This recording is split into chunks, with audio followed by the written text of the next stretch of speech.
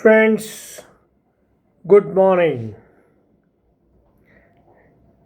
For quite some time, in fact, ever since war related issues are being discussed in media and various opinions being raised, many friends have raised a query and also literally demanded a statement on ongoing wars. Friends, as you can see from my appearance and dress, I'm not in armed forces, and basically I'm a civilian now. But true, I have been in armed forces. I have participated in the 1971 war and was instrumental in many developments of modern electronic warfare and other systems for the armed forces. While war is not a solution, friends, as our Prime Minister has told and many others have told, war is not a solution. In fact, war is a result or a consequence of certain things which should not have been there, or events and statements and happenings which should not have been there but have been there. Therefore, war is more of a consequence, and its consequences are even deeper than the consequence of war on that. However, since a question has been raised and we need to respond to that, my views are as follows. Russia-Ukraine war. I think Mr. Putin, a thorough gentleman, has not handled the war properly. In fact, he should not have started, and having started, he should not have allowed it to spread like this. Probably he is more of a KGB and political arena person and much less of an armed or war.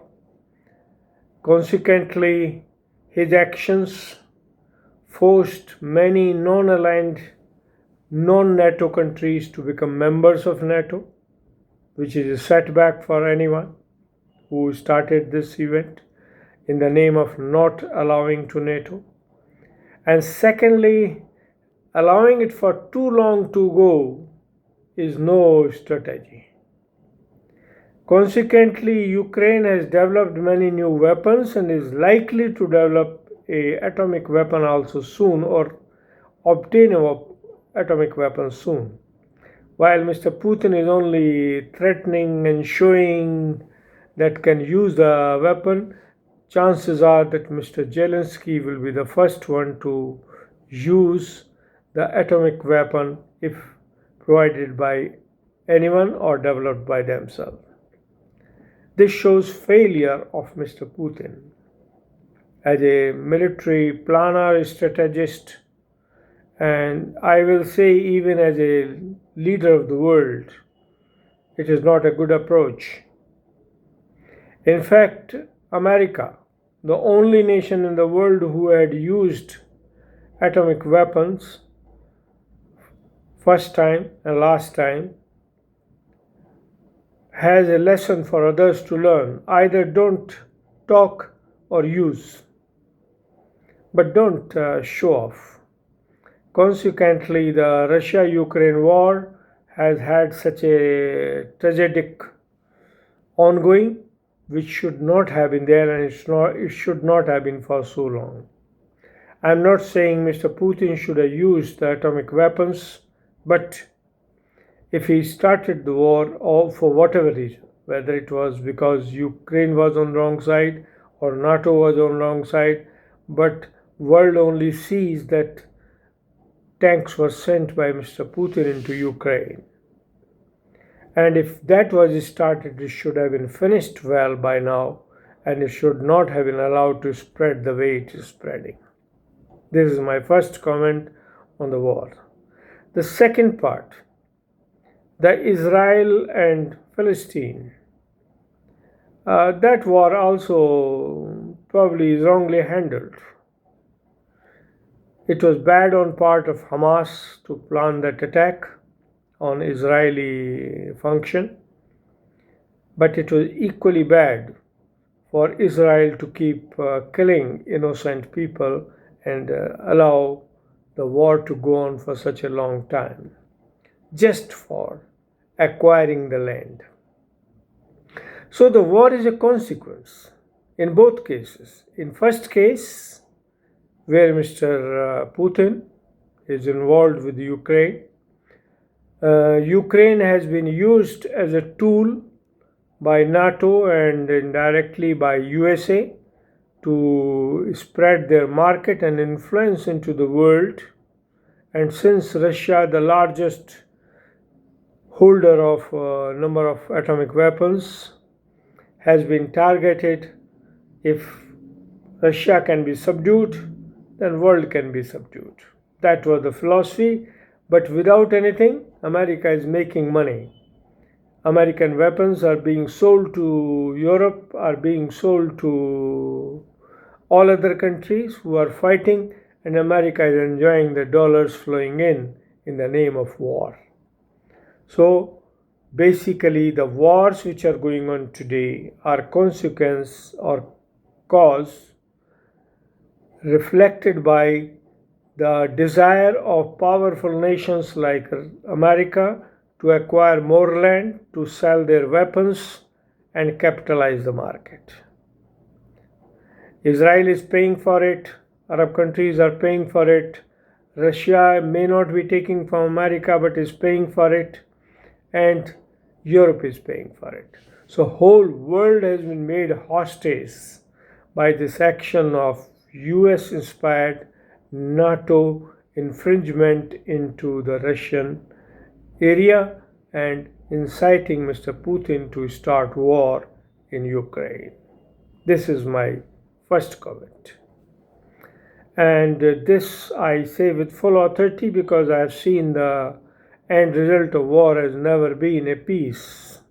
End result of war is only the delay in the next war. In 1971, when the war was going on, though I'm not an executive branch person, I'm a technical person officially, but the first bullet, the first fire on a Pakistani ship was made in my presence by my suggestion. I won't say by my command, but by my suggestion. Because when I saw the spot on the radar screen, I was standing on the bridge and I suggested to the executive person that fire ahead of the Pakistani ship so that it will be forced to stop. And we captured it finally. Same way, on the day when, 2 days before the end of the war, a submarine had come very close to the ship. It was I who was standing on the bridge and told the person in charge of the gun to fire at the periscope of the submarine before it can surface and fire a torpedo on us.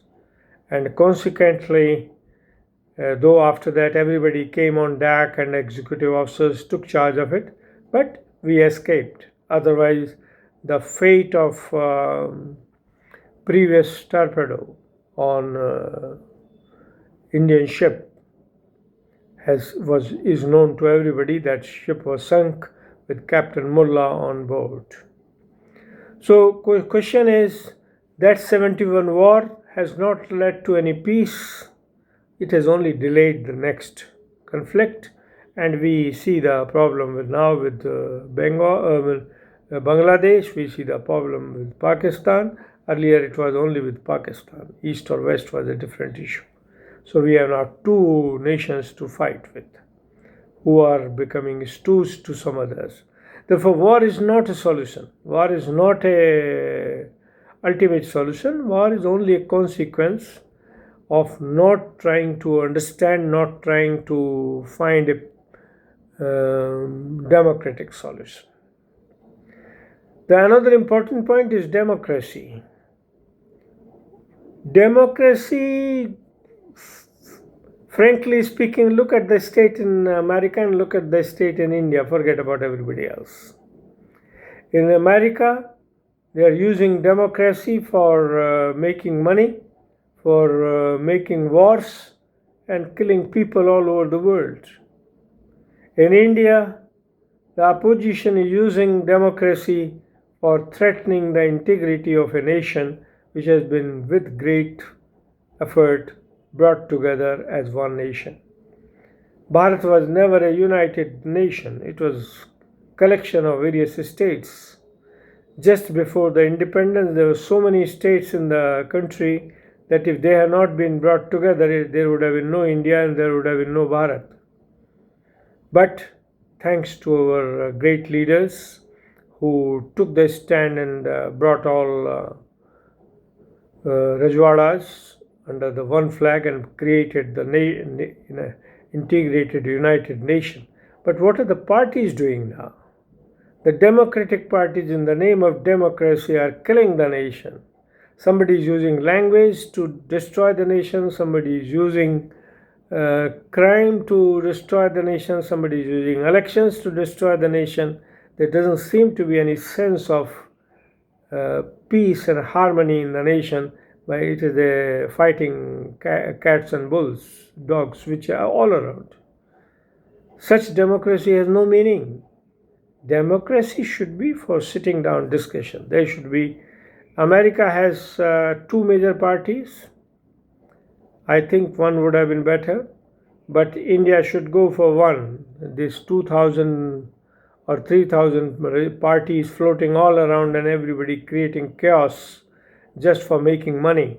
They have no interest in the nation. They only have interest in getting their photographs, their voices, and they're making money.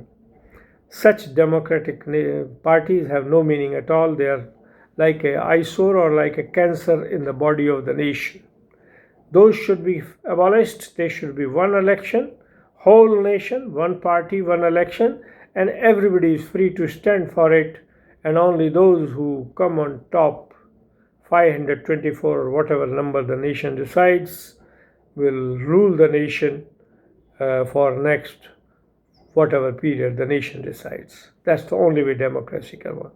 The current multi-party system is more of a dacoits, gangs, looting the country and trying to destabilize than a democracy which should be peaceful, happy, and good for all to live and survive.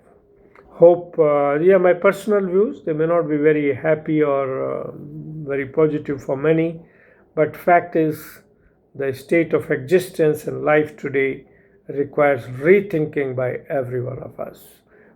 I pray and hope that God will give better sense to all and make world livable. Bharat, a great nation who can become a leader in spirituality in the world. Thank God. Thank everybody. Jai Hind, Jai Bharat. God bless everyone.